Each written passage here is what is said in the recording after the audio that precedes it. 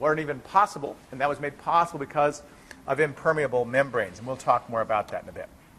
Okay, so last time I got sort of an introduction to the molecules found in membranes. I talked about glycerophospholipids. I talked about sphingolipids. I want to make clear that I also talked about fats yesterday, and we don't find fats in membranes. So fats are not found in membranes. Fats instead in the body are stored in specialized cells called adipocytes. A-D-I-P-O-C-Y-T-E-S. Adipocytes are fat cells, fat storage cells. And they're necessary because, again, fat is not water soluble, and having a place to contain that fat is really important.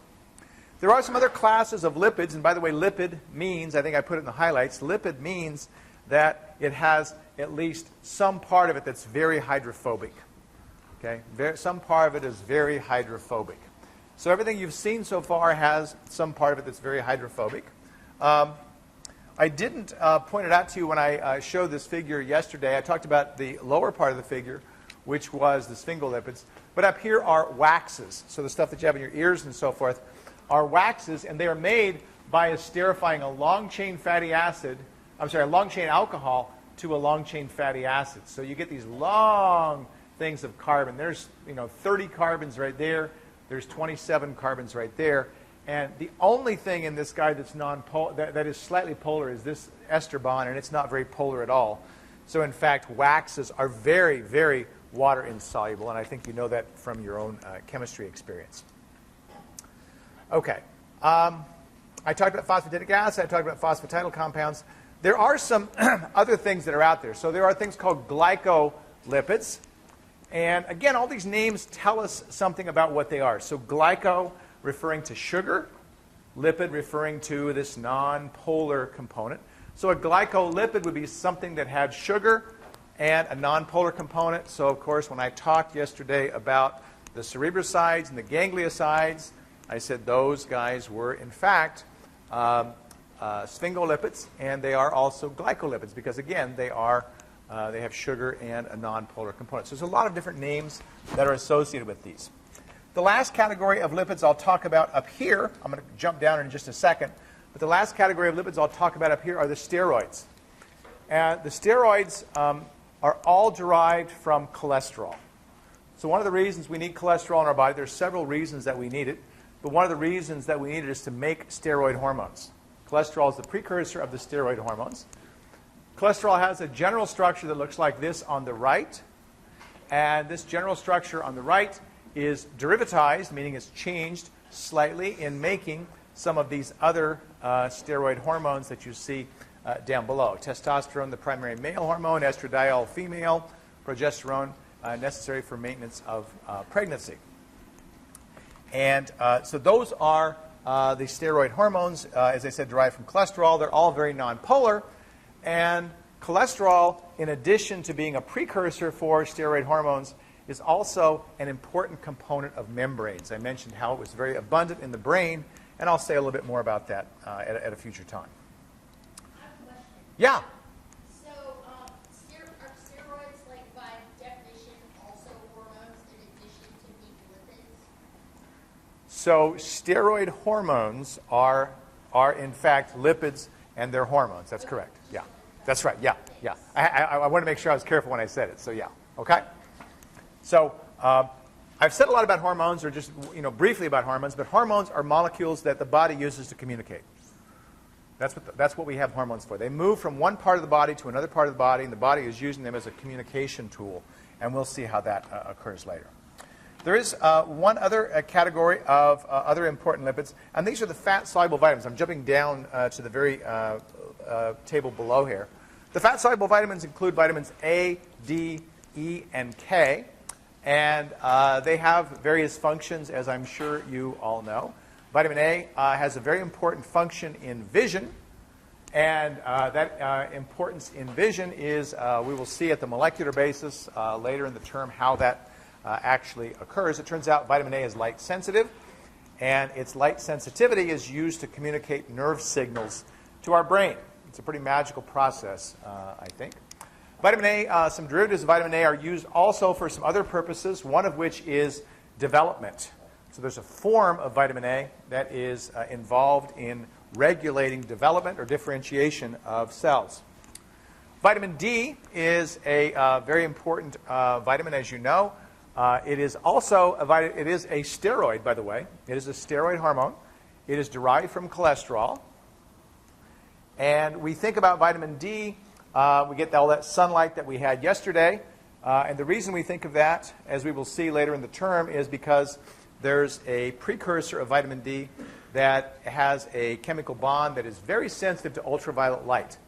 And so when you get out in the sun, that bond breaks, and the breaking of that bond helps to synthesize vitamin D. Vitamin D is very important for several things. Vitamin D is important for regulating calcium and phosphorus metabolism. It appears to have some anti-cancer properties, which are very interesting and are being researched actively right now. Dr. Fritz Gombart in my department and a member of the Linus Pauling Institute, that's his area of research, a very, very exciting area of research. And what we're learning about vitamin D, I think, is really going to hopefully make most people more aware of it than they are. So what I always try to do to my classes is make them a little aware of it as well. One of the things that we discovered about vitamin D in recent years is that most people are deficient. Now, deficient doesn't mean that you've got rickets, which is what you get when you are low in your vitamin D, but most people aren't making enough vitamin D. And this starts when you are your age, not my age. Okay? By my age, if you're carrying out a lifetime of deficiency of vitamin D, what happens is people start to become osteoporotic. They start losing bones. And they look at that and they get to be my age and they say, oh, I'm going to start taking vitamin D. Well, it's too late. It's literally too late to take vitamin D and stop osteoporosis when you're my age. Yeah? I was watching a news thing, and they were saying also that if you have too much vitamin D, it also contributes to things like colon cancer. I don't know about contributing to colon cancer. I would be a little surprised at that. I don't know what you saw. Vitamin D is let me qualify that. Vitamin D is a fat-soluble vitamin, and you don't want to take excessive amounts of it. No. But what most people don't do, and doctors are only now starting to do, is measure people's vitamin D levels in the blood. If you were dark-skinned, my wife is from India, for example, she discovered she was way low in vitamin D because dark skin is a barrier to the ultraviolet light. So in the summertime, you get plenty of ultraviolet light. In the wintertime, especially if you're dark-skinned, you don't. And so she was very low in vitamin D. I myself turned out to be a little bit low in vitamin D. So my word to the wise is, while you are young, while you are your age, get your levels checked and take some vitamin D. Okay? Most people are low. The other thing about this is that there's really two components to osteoporosis. One component is vitamin D. The other is calcium.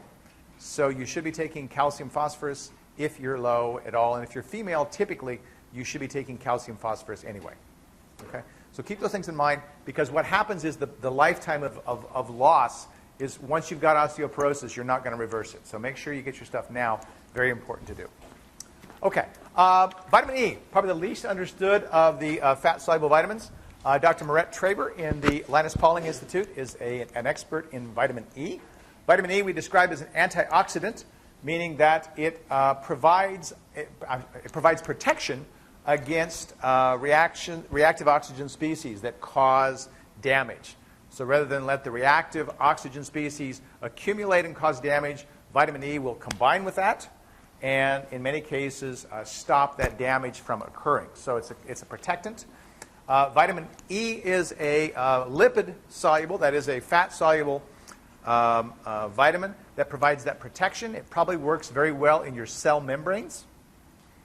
Vitamin C is a water-soluble antioxidant. It probably provides protection in aqueous environments. So both of these together probably are very important for protection. Vitamin K is a vitamin that's very important in blood clotting. And so it's necessary for a very important reaction in blood clotting that, again, we'll talk about later. Okay. Well, let's go back now. I've talked about the individual components that are there, and I'll come back and talk about prostaglandins. They're not really what I would describe as a big class of lipids, so we'll talk about those at the end. So I want to talk about now about structures of membranes. Okay, so I alluded yesterday to the fact that membranes arise from a spontaneous reorganization of things like glycerophospholipids and sphingolipids into what's described as a lipid bilayer. And that lipid bilayer is seen best by this thing up here on the top. It consists of two layers. That's the bi part of the bilayer.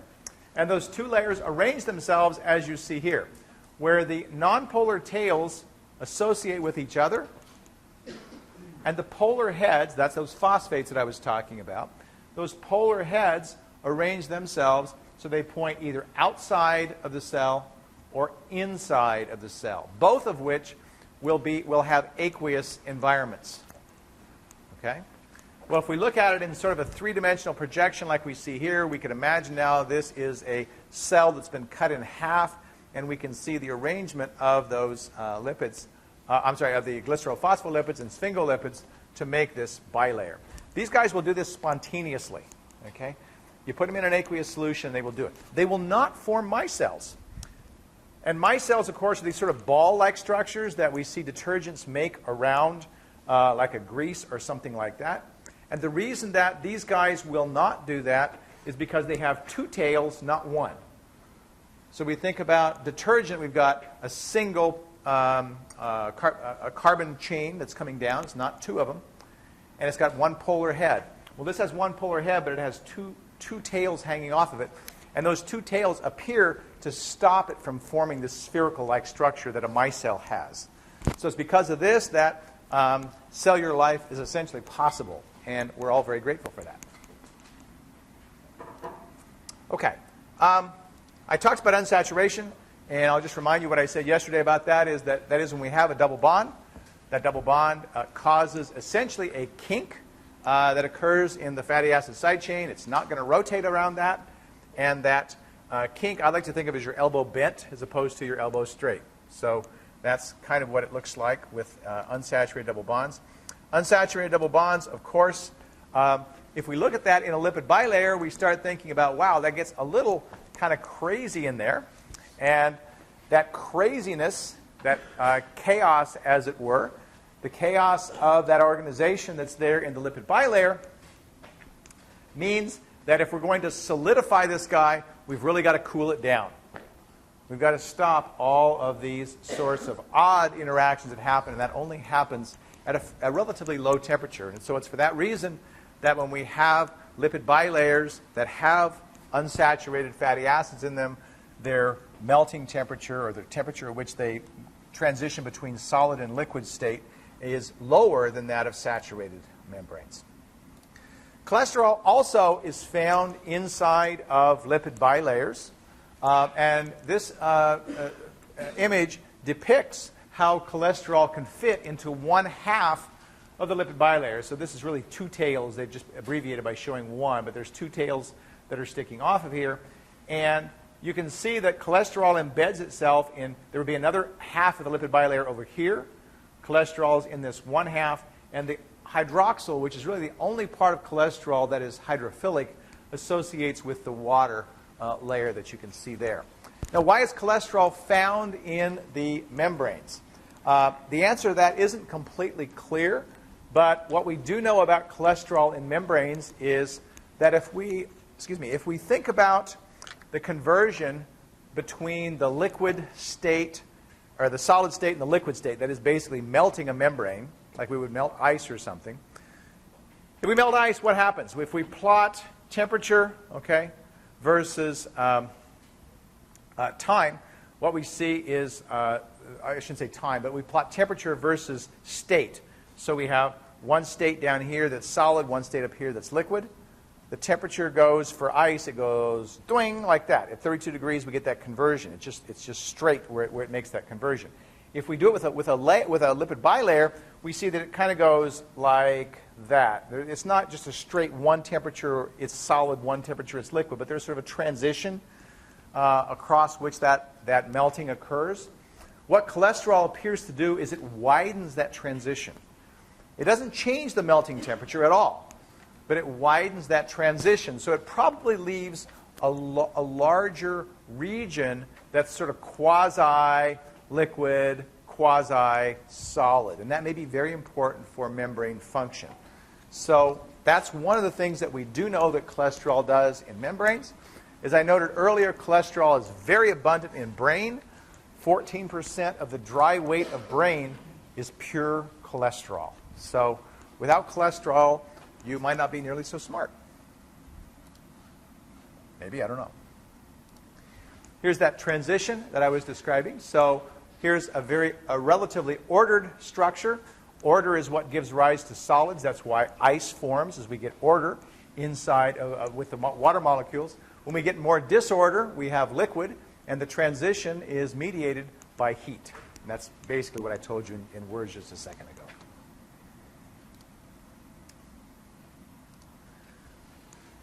Of course, these temperatures that we think about with respect to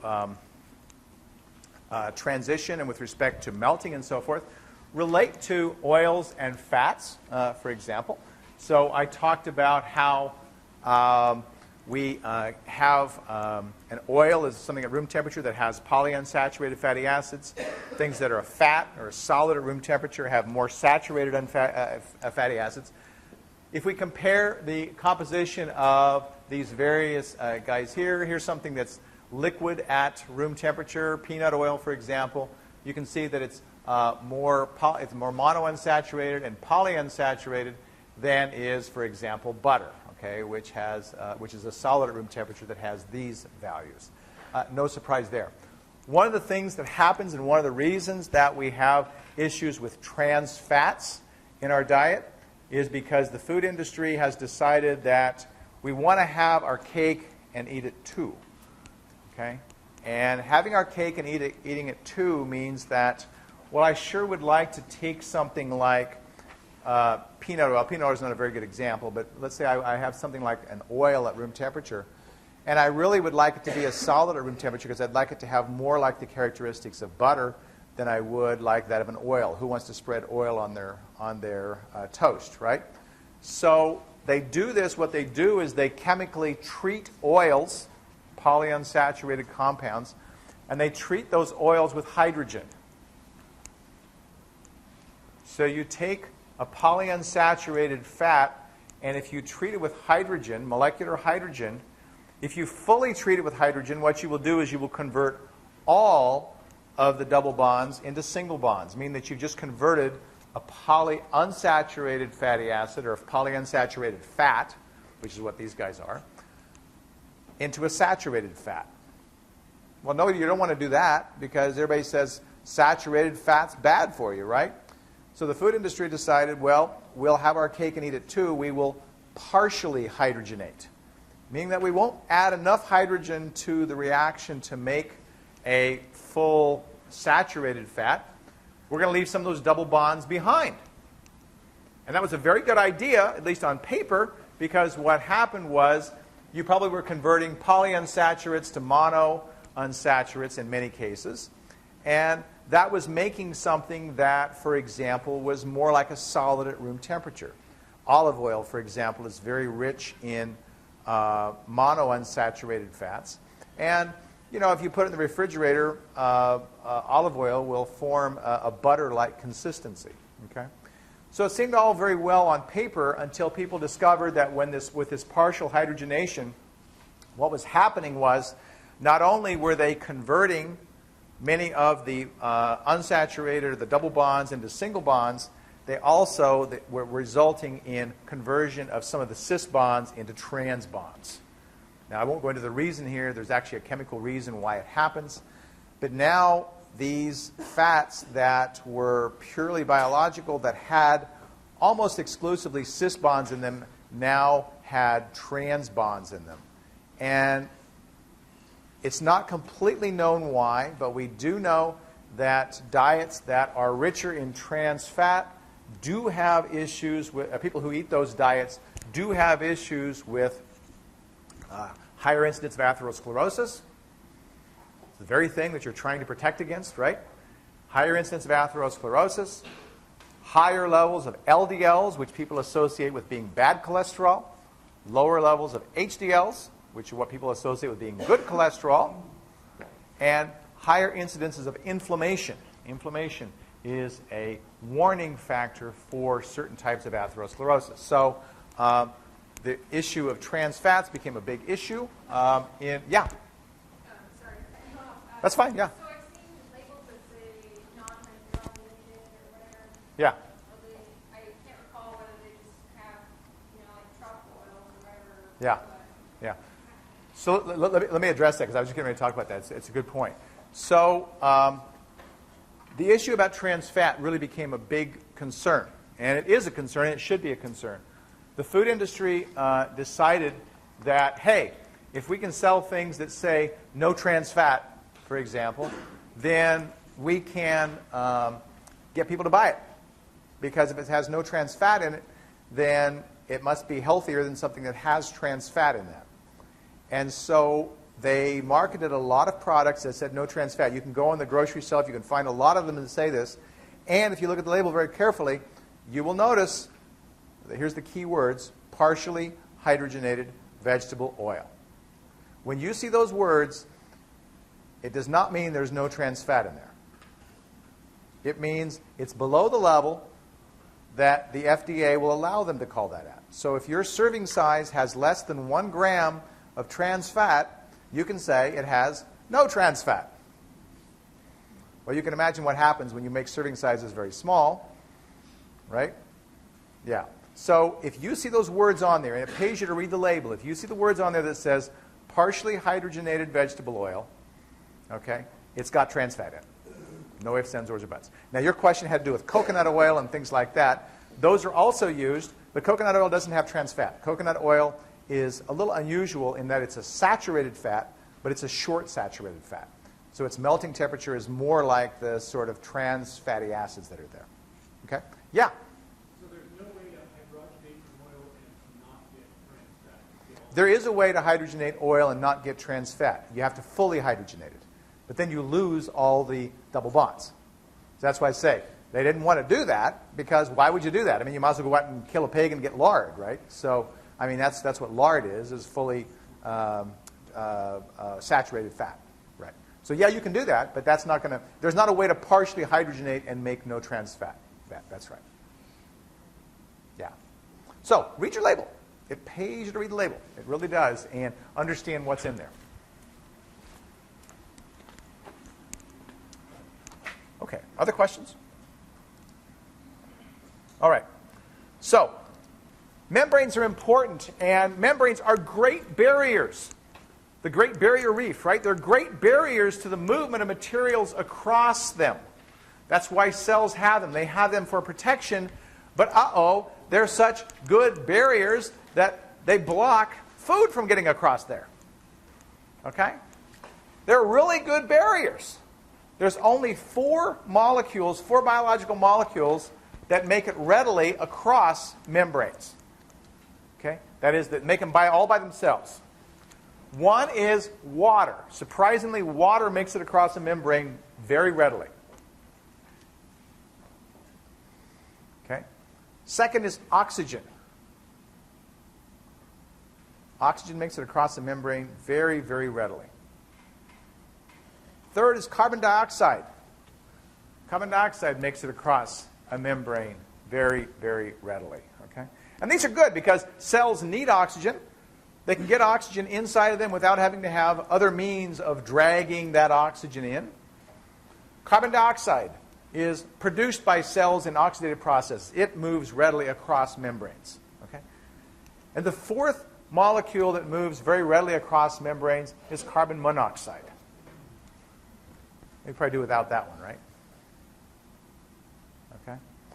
So they move readily across membranes and don't need transport systems. That leads me to the figure that you see on the screen, which is that if cells can't move glucose, which is one of their primary energy sources, if cells can't move glucose across membranes, they would starve to death. So how do they work with this? Things can't move across membranes. Well, they have to employ proteins to move them across. So it's important that we understand that biological membranes are full of proteins. Okay? In your mitochondrion, for example, about 90% of the mass of the membrane of a mitochondrion is protein. It's the highest in our body, but it's about 90%. Meaning that this says that there's an awful lot of need to move things across membranes in mitochondria. Cells, of course, contain mitochondria, so these are membranes within membranes of cells. Cells have to bring in the things that they need, glucose and other energy sources. They have to kick out things that they don't want. One of the things that cells will kick out sometimes are drugs, antibiotics. When we hear about drug resistance, one of the things that happens is some cells, like bacterial cells and tumor cells, have evolved a way to kick out things that would otherwise kill them. Meaning that they don't kill them, meaning they become resistant. Okay? These happen as a result of action of proteins in the membrane of these cells. Well, what we see on the screen are 4 different classes of proteins. Okay? Look at number 1. Number 1 is a prime example of what I call an integral membrane protein. It projects through both layers of the lipid bilayer. Okay? Projects, that is, one side over here, and it goes completely through it. Protein number 2 is an example of what I would call an embedded membrane protein. It's completely buried in that nonpolar layer of the membrane. Was it invented or embedded? Embedded. Yes. The first one was integral. Embedded. E-M-B-E-D-D-E-D. Okay. Number 3 is something I would call associated. Meaning it's not attached to the membrane at all, but it might be associating with some of the things that are there. And number 4 is what I would call peripheral. Meaning it really only projects through one side of the lipid bilayer. So to go over them again, I've got integral, embedded, associated, and peripheral. There's actually one other that's not shown on here. I'll mention it briefly. It's called anchored. And these are proteins that typically have a long nonpolar chain that will stick itself down into here and get anchored into the membrane. So all these examples exist. Now what we'll see for transport, almost all the transport proteins are integral. Almost all of them are integral. And that's important because if top is the outside of the cell and bottom is the inside of the cell, and the cell wants to bring glucose in, it's got to have an opening so it lets in the things on the outside and brings them into the inside. One of the very cool things about these proteins, and really interesting aspect of these proteins, is how specific they are. They will only let certain molecules in and not other molecules. So for example, some of the proteins that will let glucose in will not let other sugars in. They will only let glucose in. This tells something about structure and function again. These have evolved to the point where they recognize the difference between different structures and don't let other things in. Again, we're thinking back to the protective function, certain things we want to have in, certain environment we want to contain inside, and we don't want to let everything come in that wants to get into the cell. Okay. There's an anchored guy, all right? So anchored proteins, here's an example right here. Here's a protein, all right? You see the coil of it here. It's got a nonpolar tail sticking up there, and there's the anchor that's holding it into that membrane.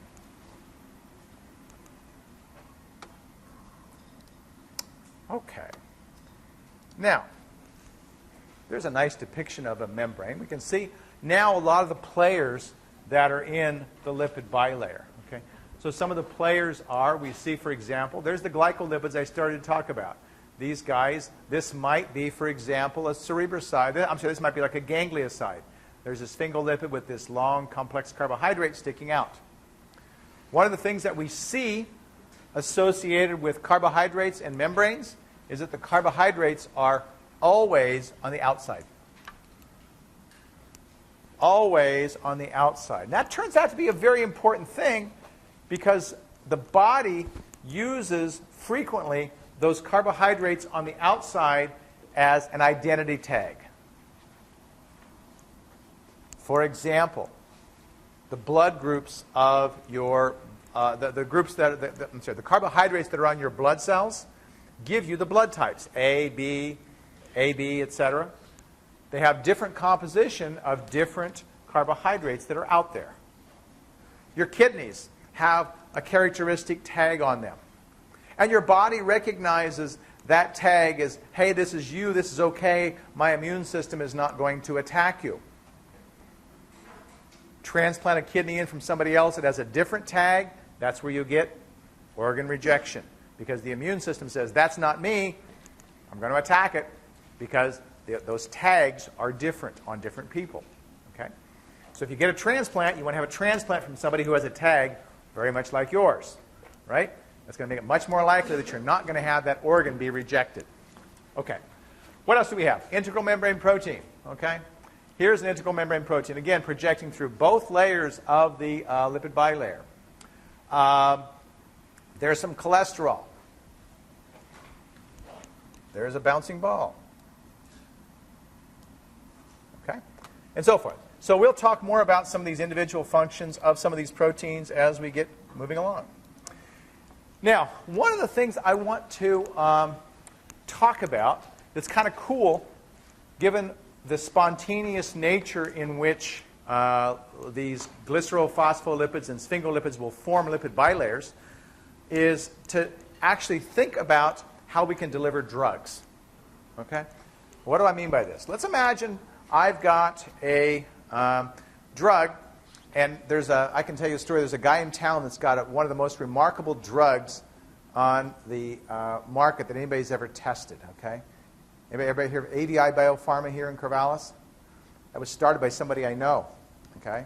And he had this brilliant idea. His brilliant idea was that he could design a molecule that would bind to RNAs and stop them from being translated. It looks like a nucleic acid, but it's not the same as a nucleic acid. He could design it very specific for whatever RNA he wanted to stop from being made into protein. He had this idea back in the 1970s. Man's a genius, okay? He had this idea back in the 1970s, and he said, I can design a drug against any virus, against any bacterium, and kill it. We're going to kill cancer, and this is what he said back in the 1970s. We're going to stop cancer. We're going to kill every virus. We're going to make all of these things very treatable, and resistance won't be a problem, because if it becomes resistance, we just change the drug to the new thing.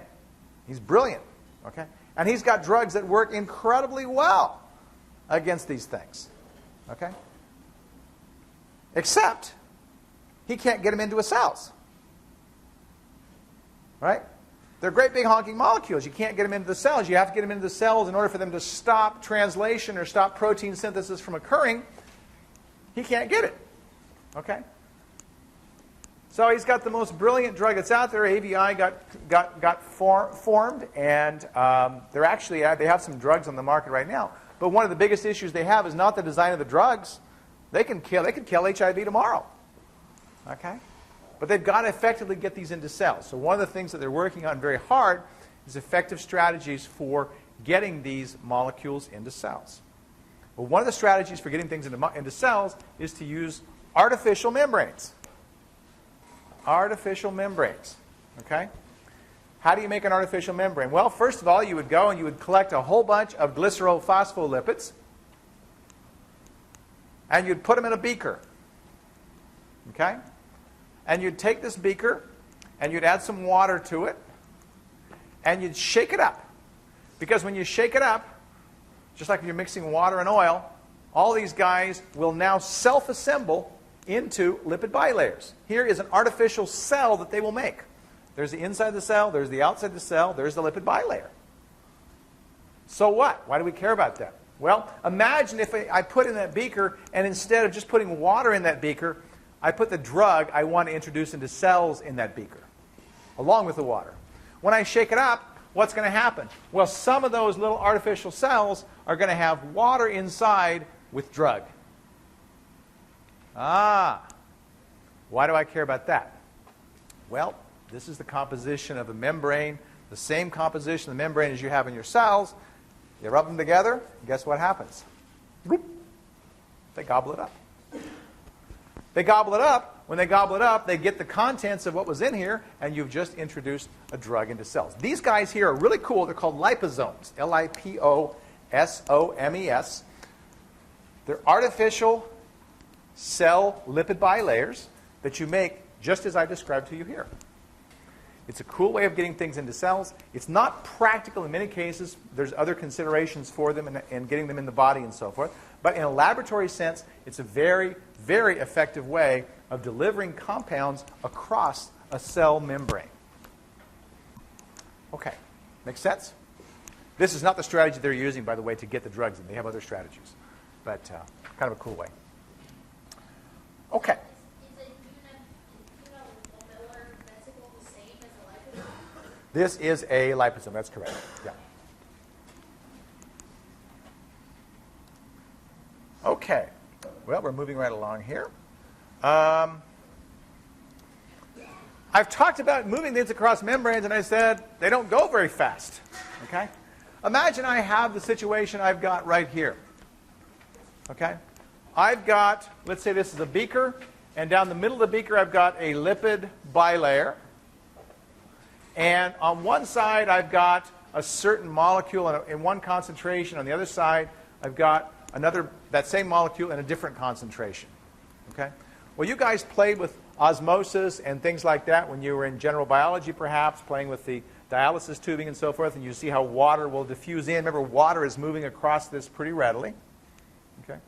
So what will happen if I have this situation, that is, I have a higher concentration on one side than the other? What's going to happen in this?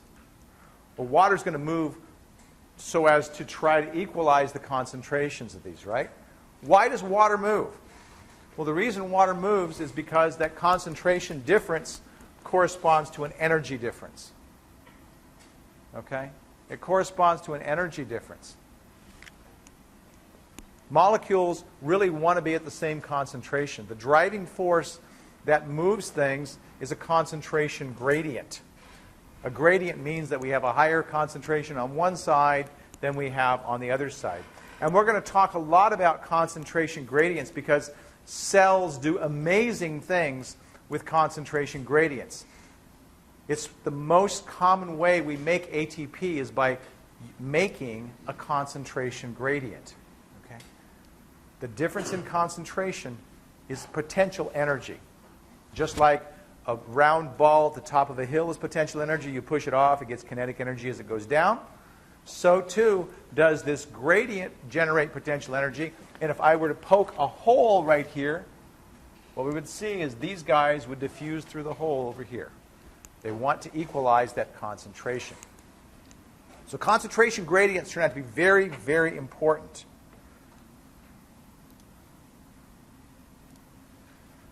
All right. Now, things move across membranes by a couple of mechanisms. All right? So I'm going to show you a simple one first. The simple one's called facilitated diffusion. What's diffusion?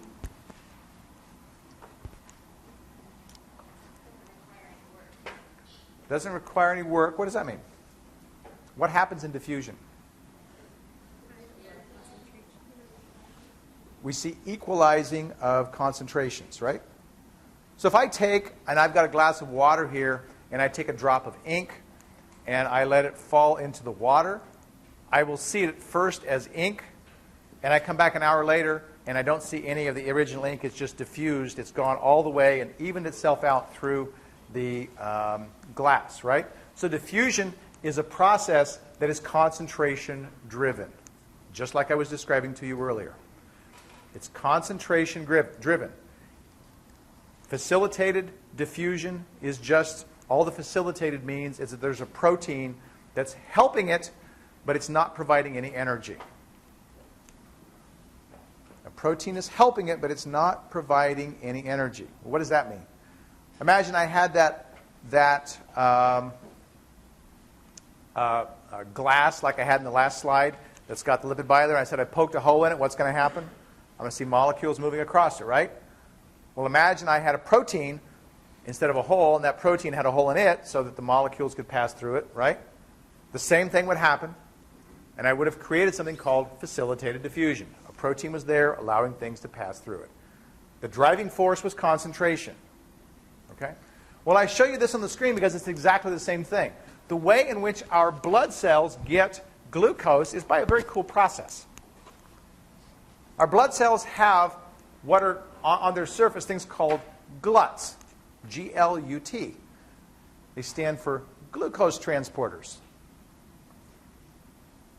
Okay? And glucose transporters come in a variety of shapes and forms and functions, but one of them is just as I described to you. It has a hole in it, and that hole will only let glucose in. It will only let glucose in. But the beauty of this hole only letting glucose in is that it only, in this case, requires a concentration gradient. In the bloodstream, the concentration of glucose outside the blood cell is almost always higher than inside of the blood cell. So by the blood cell just floating along in the bloodstream, it's surrounded by glucose, and since there's a higher concentration of glucose out than in, glucose passes through the glut, okay? And by the way, glucose permease is a glut. It's just letting it in, right? Doesn't take any energy, doesn't take anything else. It just takes a concentration gradient. As long as that concentration of glucose is higher outside than inside, the glucose goes in and the cell is happy. Blood cells probably have the easiest time of getting glucose of almost any cells in our body. Very, very easy movement of glucose into the blood cells. Okay? So, facilitated diffusion, again, just simply a driving force of a concentration gradient. Most things moving into our membranes or across our membranes, however, do not move by simple diffusion. Most of them do not. They move instead by something called active transport. Active transport. What does active transport mean? By the way, facilitated diffusion is something we call passive transport. It doesn't take anything but a concentration gradient. Passive transport. Concentration gradient will drive the whole thing. So active transport suggests to us then that a concentration gradient is not enough. Okay? In fact, it turns out that with active transport, most things in cells are not moving with a concentration gradient, they're moving against it. They're moving from low concentration to a higher concentration. Well, that won't occur naturally. Just like water won't flow uphill naturally, neither will molecules naturally move from a low concentration gradient to a higher concentration. That takes energy, and that's the active part of active transport. Now I'm going to describe one of these active transport systems to you here in a second. But that's what we're talking about. We're talking about moving things, and that's a good definition, by the way, of active transport. Definition of active transport is that active transport occurs when at least one molecule is moved against a concentration gradient. At least one molecule is moved against a concentration gradient. So if I have a system that's moving one molecule against a concentration gradient, it has to be active transport. All right.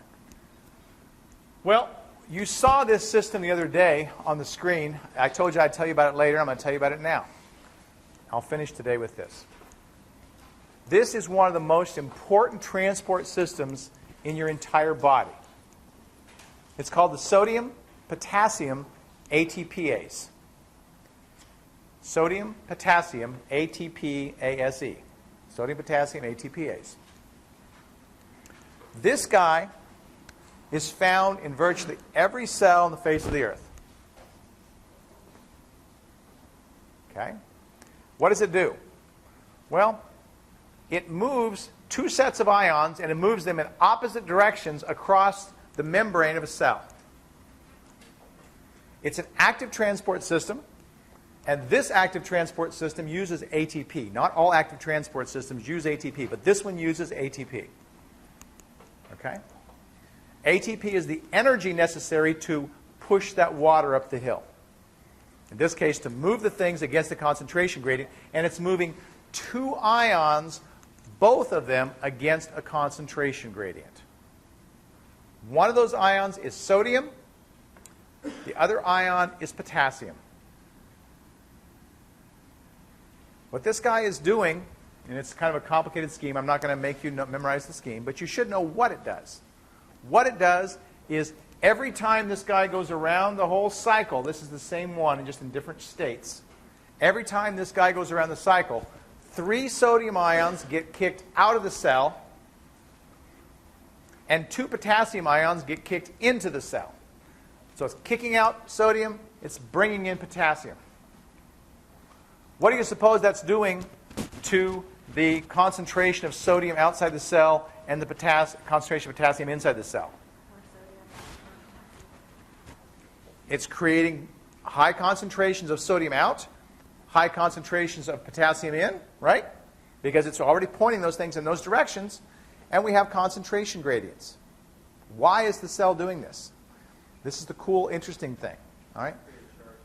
What's that? Well, it's creating a charge, and that does actually provide some energy later on for the cell, but there's a more important reason it's doing it. Okay, so the more important reason is actually related to water, as he said. All right? Water can move across the membranes. Now, if we think about all the things that are dissolved inside the cell, we've got proteins in here. We've got all kinds of things that can't make it out of the cell. What's water going to try to do to equalize the concentration of proteins that can't make it out? Water is going to try to diffuse in, right? If it keeps doing that and it keeps doing it, it's going to burst the cell. So the cell's defense against this is to say, okay, if you want to play that game, we're going to disturb the ionic gradients for sodium and potassium as a way of reducing that osmotic pressure of water. And that's what this guy is doing. This system is fighting a constant battle. It's constantly doing what I just described to you to maintain that osmotic balance so not too much water comes in and bursts your cells. If I destroy this gradient in your cell, I will kill the cell because it will explode. One of the prices of life is running this pump. I don't have any energy. People say that. They don't really mean it. Because if they had no energy, you could imagine they would all explode. That's kind of a funny image, isn't it? Okay. I see I'm running out of time, so I think it's a good place for me to stop. I'll say a little bit more about this next time, but this is a very cool and interesting active transport system.